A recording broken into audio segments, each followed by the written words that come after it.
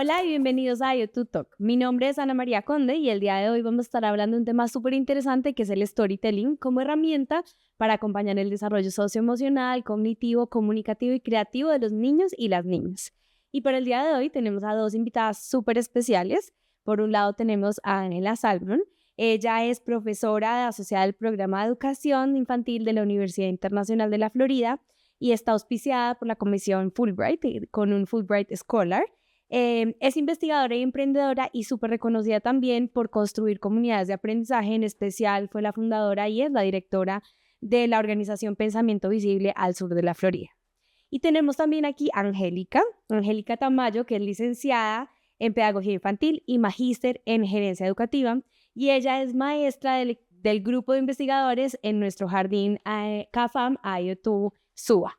Y pues bienvenidas para el día de hoy. Estamos muy emocionados de tenerlas y me gustaría entonces empezar por presentarnos un poco. Ya dije un poco quiénes eran ustedes, pero que nos cuenten de su experiencia en educación y de sus trayectorias. Entonces, no sé si quieres empezar, Ángela, contándonos quién eres y cómo es tu trayectoria en educación. Muchas gracias, Ana María. Un placer estar aquí.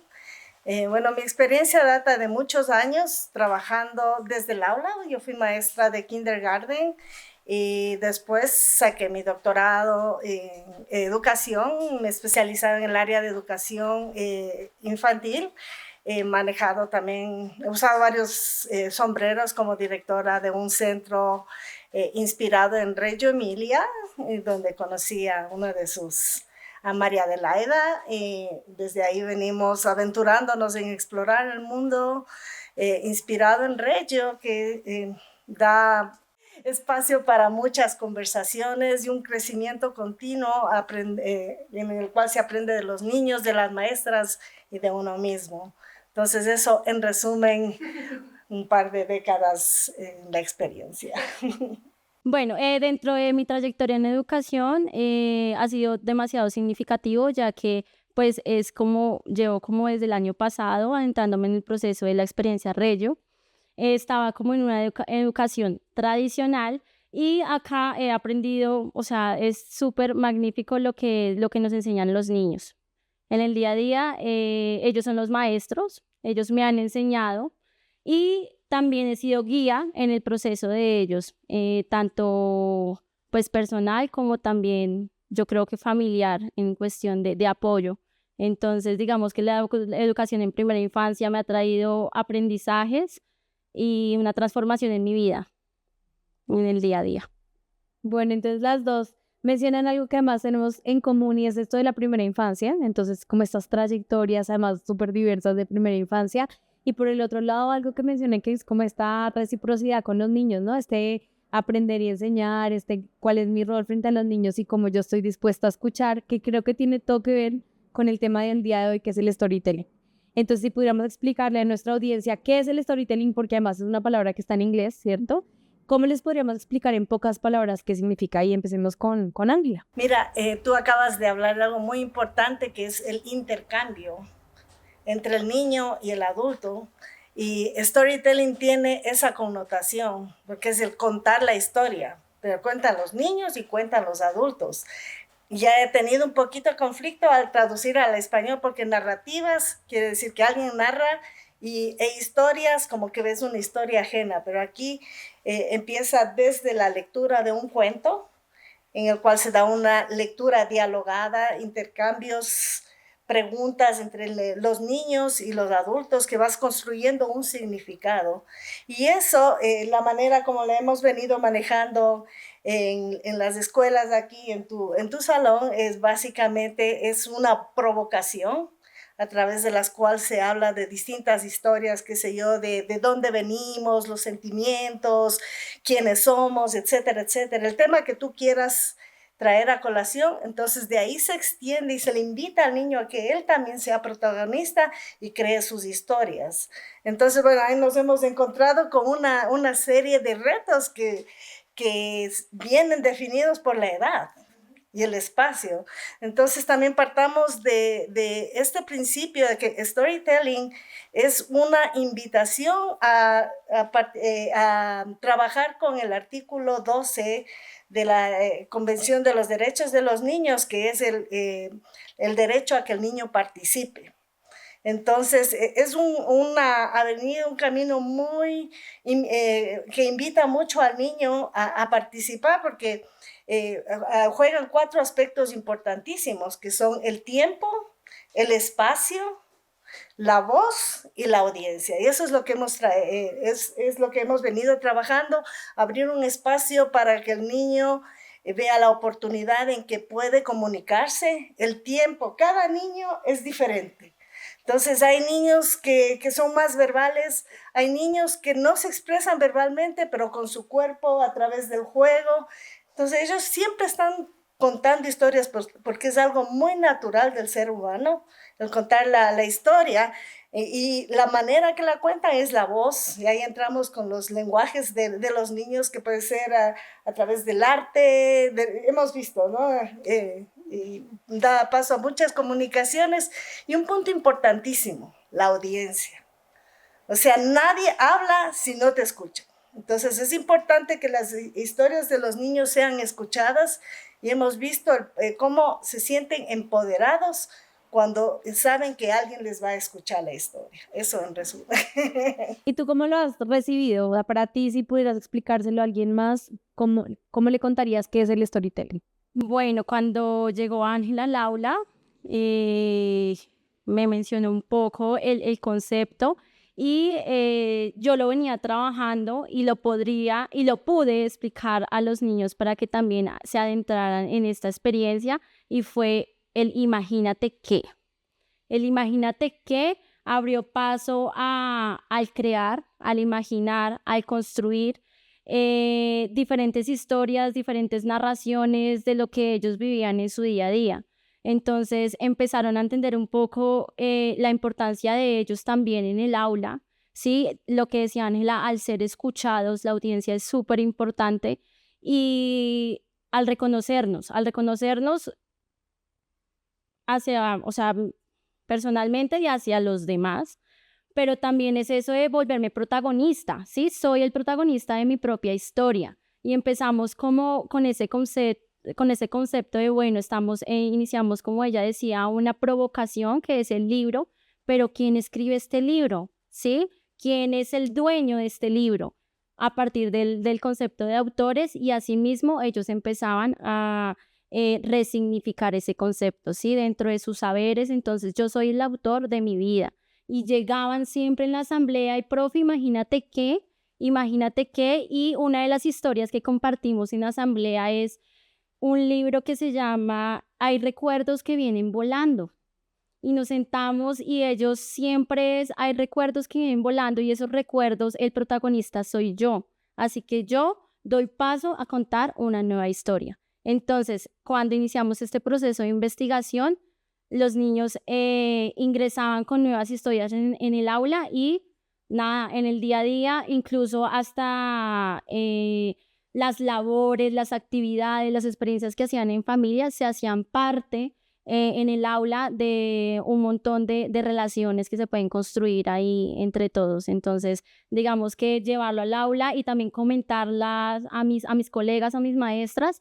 les ha potencializado muchos espacios para poder compartir diferentes historias de los niños y podernos conocernos mejor. Muchas gracias por compartir eso, porque lo comparten desde el concepto, pero también desde cómo ya se ve en el aula, ¿cierto? Y cómo pues se aterriza. Y voy a volverme un poquito, ahorita podemos ir a más ejemplos, pero aquí la pregunta está relacionada porque ustedes nombraban algo como de darle sentido, como de dar sentido, puede ser a la experiencia, a un tema en particular que traigamos al aula. ¿Y cuál es la relación de este darle sentido con el desarrollo emocional, del desarrollo de la comunicación de los niños? ¿Qué piensas? Mira, aquí se integra el niño del todo. Primero en la parte cognitiva, arrancando solo de la idea, imagínate, es todo el proceso mental, y que los niños siempre confunden la fantasía con la realidad, por ejemplo. Y además los niños traen sus experiencias para construir ideas y conceptos a través de sus experiencias. Esto me parece que es poderoso para informar al maestro, a los adultos que están alrededor de los niños, para tener conversaciones significativas, que sean relevantes para la vida de los niños. Eso en la parte cognitiva. Hemos visto que también esto impulsa el lenguaje de los niños, porque ellos quieren comunicar lo que es su historia. Inicialmente en un dibujo o en algo con la plastilina, ellos tienen una historia bien compleja. Y el rato, como son pequeños, algunos son más pequeñitos, el momento de verbalizar, ven el reto de qué palabra le encuentro. Y hemos visto uno de los centros que me ha parecido increíble, una niñita de 3 años, porque hay niños que se invitan al salón, ¿no? Que viene y nos empieza a hablar de una historia. Es que este era un hecho absurdo. Y nosotros dijimos, ¿de dónde sacamos ese término? El momento que leímos en tu salón nuevamente ese cuento que era de las emociones de Todd Parr, él en una página hablaba de absurdo. Entonces desarrollan el lenguaje, ya tienen que poner palabras a sus historias. Eso en cuanto a la parte del lenguaje. En cuanto a la parte socioemocional, y yo le veo muchísimo potencial ahí, porque esto es muy inclusivo. O sea, permite que todos los niños participen. Entonces hemos estado con Angélica viendo, me preocupa este niño que se hace a un lado, mire, este niño está con carita triste, y hemos ido poco a poco conquistándoles. Por ejemplo, un niñito estaba solo triste y no se integraba al grupo. Entonces yo le pregunto a Angélica, me preocupa este niño, ¿qué será? Entonces ella me dice, creo que tiene algún duelo. Entonces trajimos una historia que se relacionaba con un duelo y el niño enseguida empezó a escribir, o sea, a dibujar sus historias. Y una niñita que se sentó al lado, ella también tenía una historia de duelo y parece que esa niña viene de una familia desplazada. Y ella también hablaba de su historia y a los 2 se les murió el abuelito y decían, ahora ya son los abuelitos amigos en el cielo. Entonces, mira, ese sentido de pertenencia que ganaron ahí les empoderó a los 2. Ahora ese niño, o sea, te hablo de una semana a la otra, ¿no es cierto? Ese niño ahora es súper activo, ahora es el primero que quiere contar las historias y está ya participando todo el tiempo en el salón de clase. Entonces, les ayuda en eso, el sentido de pertenencia. Les empodera, que saben que pueden tener una voz y que no están solos, porque los niños también a veces tienen esa idea de que están solos y al ver que otros niños pasan por algo parecido, o como el caso de un niñito que estamos todavía trabajándole, que no se comunica, no se integra, solo el ponerle a hacer un títere, que él se siente apersonado con el títere. Hoy día ya empezó con el títere era el que empezaba a jugar con los otros niños, y a los otros niños le abrazaban todo, y veamos qué pasa mañana. Sí, estamos como en ese proceso también, porque lo que dice Ángela, muy importante es también todo el aspecto socioemocional. Digamos que ellos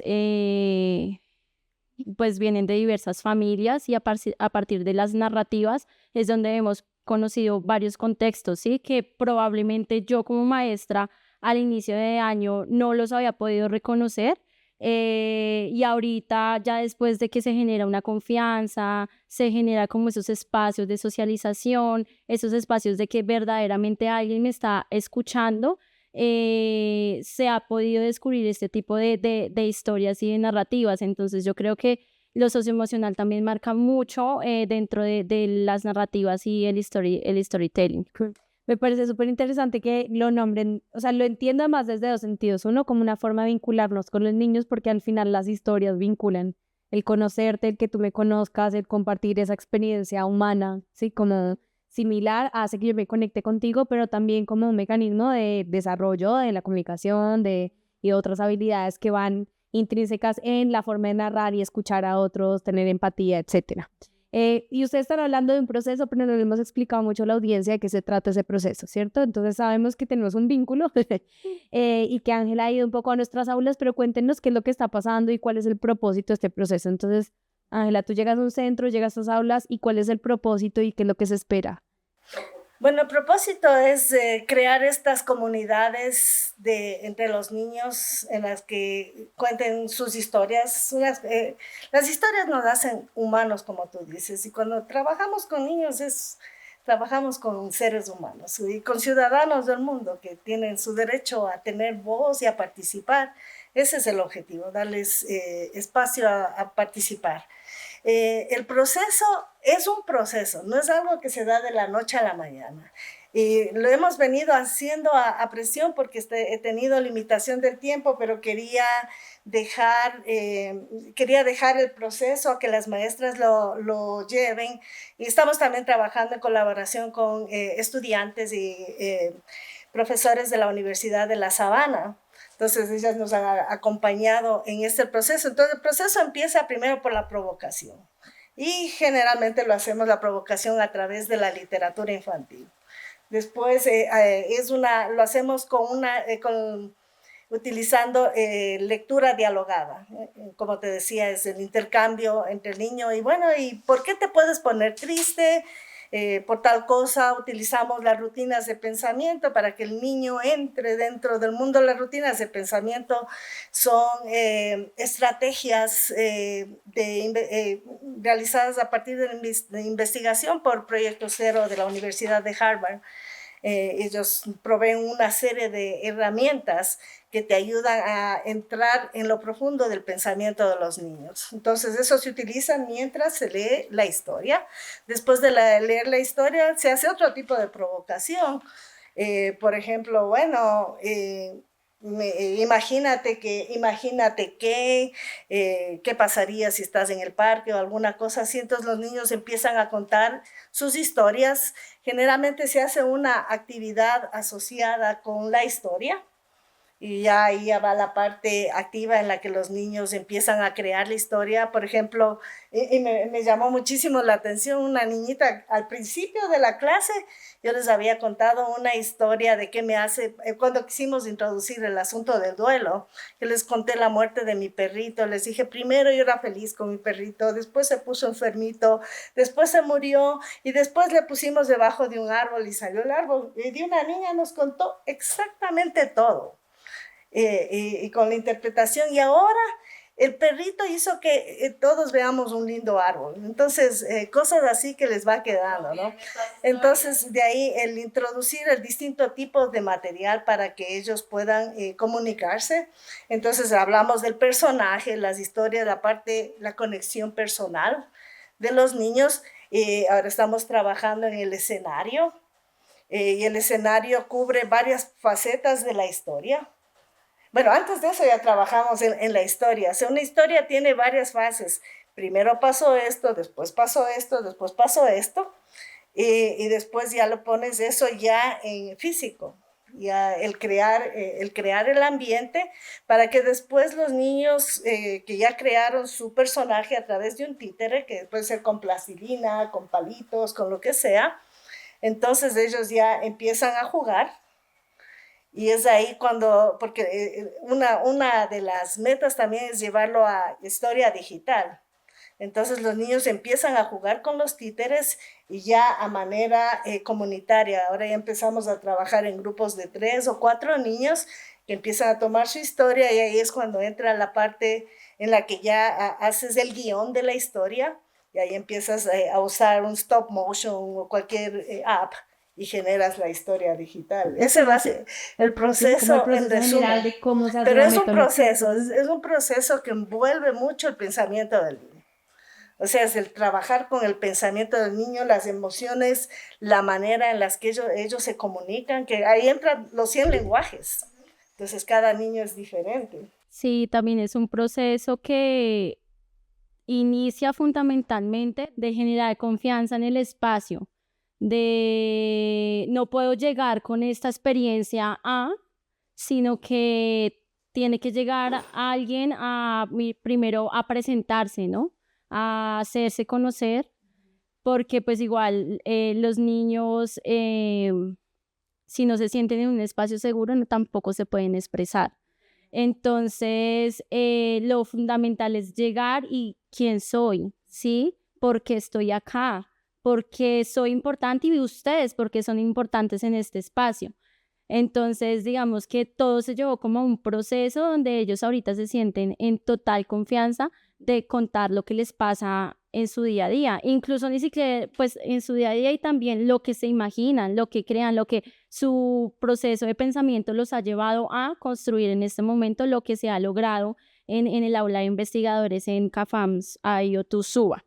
También lo que decía Ángela también era las diversas maneras de comunicarse por diferentes, utilizando diferentes materiales, ¿no? Entonces lo que decíamos es que no solamente era la literatura como tal, sino que se disponía elementos que fuera como provocar ese escenario y que también se sientan como reconocidos en lo que también tienen en sus casas. Entonces, por ejemplo, que piedritas, hojitas, la lana, la plastilina, tener diferentes elementos que nos ayuden a construir y también a generar como esos procesos de pensamiento que se llevan también pues a esa edad en la primera infancia. Me gusta mucho que hablen de diferentes cosas. Una, como de la parte más metodológica, ¿no? De cómo se hace esto, cómo se lleva a la práctica. Entonces, que hay un proceso que además asumo y sé que hay un proceso detrás con los docentes. Porque para que uno como docente de este tipo de oportunidades y uno como docente de la oportunidad, o sea, piense en qué materiales son los que les son familiares, que tú me mencionas, que yo como docente piense cómo genero la confianza para que el niño pueda contar lo que sea, ¿sí? Para que resignifique cómo yo también soy vulnerable frente a mis historias, como la historia del perrito, ¿no? Como todo esto igual es una transformación también de la práctica docente y me quiero centrar un poco más ahí. ¿Cómo ven ustedes la participación más de los docentes o en tu caso que has acompañado a varios docentes y en tu caso en tu experiencia personal, cómo ha sido esta transformación de la práctica y cómo acompañar esa transformación de la práctica? Bueno, ahí entra en juego mucho de la experiencia de Reggio Emilia, partiendo de la documentación y el grupo de estudio. Entonces nosotros lo que hacemos es discutir de las cosas que hemos visto, nos reunimos entre todas y analizamos la documentación y con eso hemos tomado decisiones de qué libro leemos ahora, cómo abordamos este tema de otra manera, qué te parece este niño, estoy inquieta por este niño, mira lo que pasó con tal niño. Entonces contribuimos con la documentación y nos reunimos y al reunirnos también hemos hablado de aspectos pedagógicos, por ejemplo, mira cómo estamos leyendo el libro, el momento de interactuar con los niños o estamos dirigiendo o tratando, porque a veces uno trata de rescatar al niño y hacer las cosas por él. Entonces vamos a dejar que el niño, cuánto le damos al niño una experiencia. Siempre es importante modelar en cierta manera, pero de tal forma que el niño no se siente intimidado. Por ejemplo, un dibujo muy perfecto, el niño dice, yo no puedo dibujar algo así. Y a veces han dicho, yo no sé dibujar así. Entonces, en la imperfección de hacer el perrito un garabato, eso ya el niño se siente identificado como eso. Entonces, todas las decisiones las hemos tomado después de una conversación. Cabalmente hoy día tenemos grupo de estudio en el cual vamos viendo también los procesos, a qué seguir. Entonces, ahí también va saliendo el currículo emergente y aprendemos una de otra en eso. Sí, dentro de la transformación pedagógica, digamos que es cómo yo puedo validar las emociones de los niños y que ellos vean que no solamente les pasa a ellos, sino que también le pasa a la maestra, ¿sí? Y entonces era uno de los retos que yo tuve y confronté un poco dentro de la experiencia, que fue cuando Ángela mencionaba lo del duelo, ¿sí? Yo anteriormente sí sabía el contexto, sin embargo, uno como maestra a veces no sabe cómo dirigirse al niño, cómo tocar el tema, ¿sí? Sin embargo, ya cuando empezamos a utilizar diferentes herramientas, ¿sí? Diferentes lenguajes del arte para poder dialogar un poco con el niño y decirle, mira, aquí está tu maestra y yo estoy aquí contigo, ¿sí? O sea, a mí también me pasó lo mismo con mi perrito, pero podemos hacer algo para que esté mejor. Entonces, digamos que ahorita yo dialogaba un poco con este niño y me decía, no, yo estoy bien y mi abuelito me está cuidando desde el cielo, ¿sí? Él me acompaña, son palabras que lo fortalecen y también me fortalecen a mí en ese proceso que yo digo, wow, porque no quería como socavar esas emociones, sino que quería que él se expresara y asimismo se sintiera bien con su proceso. Entonces, digamos que ese fue uno de los del crecimiento profesional y de experiencia que tuve en este proceso de investigación. Y una vez es como adulto, uno es ajeno a los sentimientos y las emociones de los niños, ¿sí? Uno es como, ay, pero ¿por qué estás llorando? ¿Sí? Como eso de, ¿por qué lloras? O ¿por qué te sientes tan bravo si eso es normal? No, o sea, el decirle eso al niño es de una vez socavarle ese sentimiento y decir, no le importo, no importo a mis padres, no importo a mis familias, no importo a las personas que están conmigo. Y es ponerme en el lugar de, ¿sí? Y que ellos también se pongan en mi lugar. Decirle, mira, de pronto en alguna ocasión llegó un niño como con mucha rabia a, pues, lastimarme en cierto modo. Entonces yo le dije, mira, me estás lastimando, ¿sí? Nos sentamos a dialogar y me dijo, sí, profe, qué pena, discúlpame. Y empezamos a dialogar y empezamos, ¿quieres expresarte de esta manera? Le dispuse diversos materiales que yo sabía que le gustaban, porque también es lo que yo voy es a conocer el contexto y qué les gusta y qué no les gusta para que ellos se sientan en confianza de expresar. Entonces es como es en ese sentido. Es que no quería dejar pasar una experiencia muy linda también que tuvimos con una maestra de la otra escuela, porque a veces uno también se olvida de las maestras, ¿no? O sea, decimos, la maestra es quien dirige todo eso, la maestra también tiene su vida. Y fue una parte muy linda porque empezamos a escribir las historias, los niños, y la maestra fue la primera que se sentó. Entonces yo pensé que ella había estado un poco enferma, no había asistido, pero yo pensé que ella iba a modelar al niño y le dije, no, o sea, no vamos a tratar de modelar la historia para que ellos tengan su historia, pero ella nos iba a contar su historia, una historia súper tierna, que realmente nos llegó a todos y ella tenía una necesidad de ella contar su historia. Entonces fue una experiencia muy linda. Y me encanta que lo mencionen porque justo en el episodio anterior estábamos hablando del desarrollo emocional, socioemocional de los niños y cómo acompañar, y dábamos un rol muy importante al trabajo que tenemos que hacer como adultos, y las dos están mencionando que, claro, sí, tenemos una estrategia que nos permite acompañar al niño en su desarrollo y en toda la parte socioemocional, pero esta herramienta sobre todo también pasa por nosotros, nuestra propia necesidad de crear significado y sentido y de construirlo con otros, en este caso con los niños. Entonces, pues me parece una linda conexión también con lo que hemos venido hablando. Y ya para ir terminando me quedan algunas preguntas, dos preguntas en particular. Uno es, han hablado muchas de estas frases como iniciales, ¿qué pasaría si? Imagínate que, ¿no? Que además yo las asocio en mi cabeza también mucho con el juego libre, ¿no? Es como estas oportunidades de creación de significado a mí me dan la oportunidad de decir, ¿y qué pasaría si? O en inglés, what if, ¿no? Y sí, porque me da estas otras posibilidades de las historias, ¿no? Puedo, por ejemplo, en el caso del duelo, pensarlo de una forma, pero de repente cuando empiezo a narrar, le doy otro sentido y entonces tiene otro significado. Entonces ahora mi abuelito es amigo del abuelito de mi amiga, ¿sí? Que están los dos en el cielo, ¿sí? Y esto hace que como se cree en un mundo de posibilidades. ¿Qué piensan ustedes acerca de estas posibilidades que permite estas narraciones o historias? Bueno, eso es lo bonito cuando se convierte en una narración colectiva y que todos estamos realmente en el salón de clase, es una historia colectiva a la final. El niño que le gusta el fútbol, el niño que está en duelo, y cada niño tiene sus necesidades, entonces se empieza a hacer una narrativa colectiva.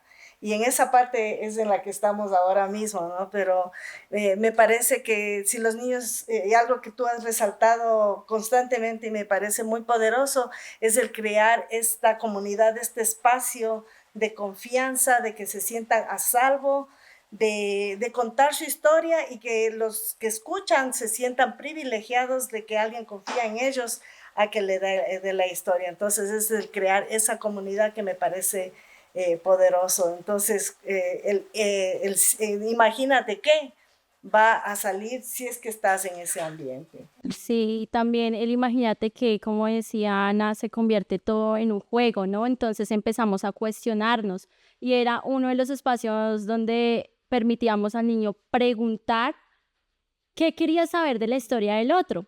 Entonces, ¿quieres preguntarle algo a... Ejemplo, ¿quieres preguntarle algo a Sofía? ¿Quieres preguntarle algo de su historia? ¿Qué le pasó? claro, todos los niños ya como tienen esa acción de participar, me van a escuchar, entonces empezaban, yo tengo una pregunta, entonces, sí, claro, pregunta, te amo, ¿sí? Otra pregunta, ¿te gusta jugar fútbol?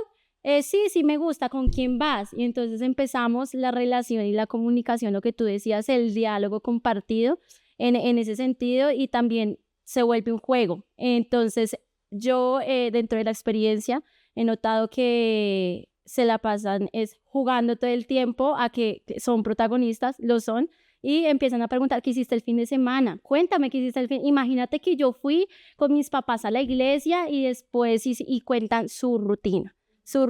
Y cuando yo hablo con las familias, porque tengo constante comunicación con las familias, me dicen, profe, él llegó contándome esto, contándome lo otro, que al amigo le pasó, que no le pasó, y se vuelve un mundo como de comunicación, no solamente con las personas que están dentro del jardín, sino que también con el mundo exterior, con la comunidad, con sus familias, ¿sí? Con las personas que ellos totalmente socializan en su día a día, que obviamente hay unos que están con sus familias, otros están como con otras personas, pero que para ellos sí o sí es su hogar. Y la otra pregunta que les tenía era más en relación a estas situaciones difíciles. Entonces ustedes hablan del duelo, hablan también del caso de una niña que seguramente su contexto es de desplazamiento. Tú específicamente en un artículo hablas un montón de contextos de migración o de movilidad humana, y entonces es cuál es el rol del storytelling en estos. Ya nos han contado ejemplos y creo que ya sabemos, pero como para ir concluyendo, ¿cuál es el rol del storytelling en este tipo de contextos que podríamos llamar difíciles o de situaciones complejas a nivel socioemocional o de contexto de los niños? Mira, como lo había dicho antes, básicamente que el niño pueda compartir algo, primero ya se desfoga, se pone vulnerable a los demás, y dentro de esta vulnerabilidad,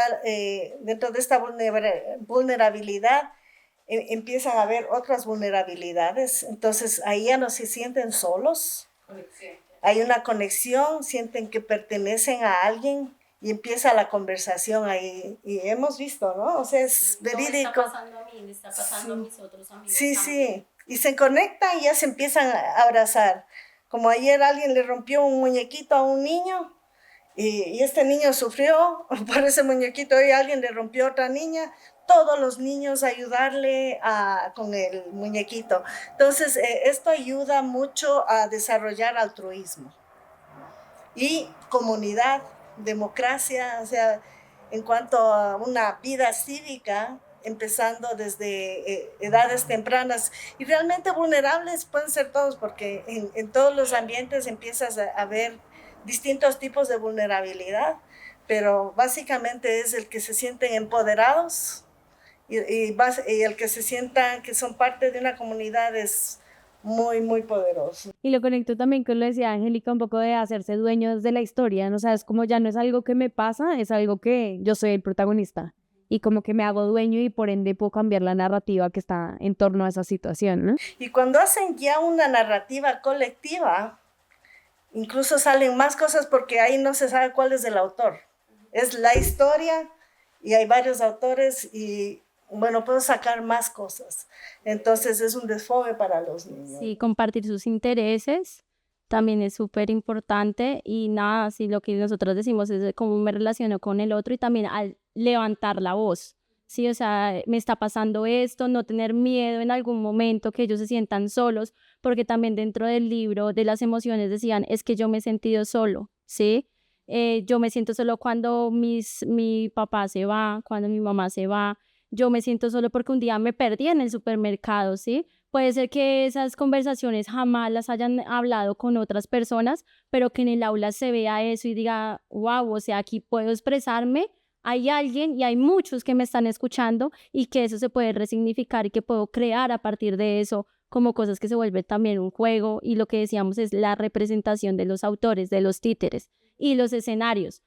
Partiendo del escenario y partiendo del títere como tal, ellos se personifican y de ahí pueden salir muchas narrativas, incluso hasta diferentes investigaciones de los diferentes contextos que ellos vivan en su día a día. Y bueno, para terminar, sí me gustaría que demos como algunos consejos, si podrían ser por ahí 3 consejos para empezar a llevar esto a la práctica para que los educadores se animen para empezar a hacer una cosa? ¿Qué es eso que podrían empezar a hacer que ya empieza a generar un poco estos cambios en torno a estas técnicas, y podríamos decirle técnicas o herramientas como en Storytelling? Yo pienso que el maestro tiene que ser intencional. Entonces, una vez, y tú decías muy claro, los niños son nuestros maestros. Entonces, nosotros debemos aprender de los niños cuáles son sus necesidades y dentro de eso ponerle una intención. Entonces, cuando tú eres intencional, bueno, seleccionas la literatura que es apropiada para el momento. Esa sería la intencionalidad. Ya, el momento de leer es importantísimo, la interacción entre el adulto y el niño con preguntas que sean generadoras, no una pregunta ¿y de qué color era eso? ¿Y qué le pasó a él? Porque eso realmente mata al lector, pero si le invitamos al niño a ser parte del protagonista, bueno, ¿cómo vamos a terminar el cuento? ¿Cómo vamos a extender ese cuento a nuestra propia experiencia? Y una muy poderosa, el escuchar al niño. Carla Rinaldi brilla en la pedagogía de escuchar. Pero ¿cómo escuchas a un niño si no es verbal? Ya, con los gestos, seguirle a la distancia, ver cómo reacciona con este tipo de actividad, con esta conversación. Entonces tú vas aprendiendo del niño y ya puedes tener una conversación y decidir qué hacer, ¿no? Sí, también el maestro como primero un observador, segundo escuchar lo que tú decías, documentar y generar diálogo, ¿sí?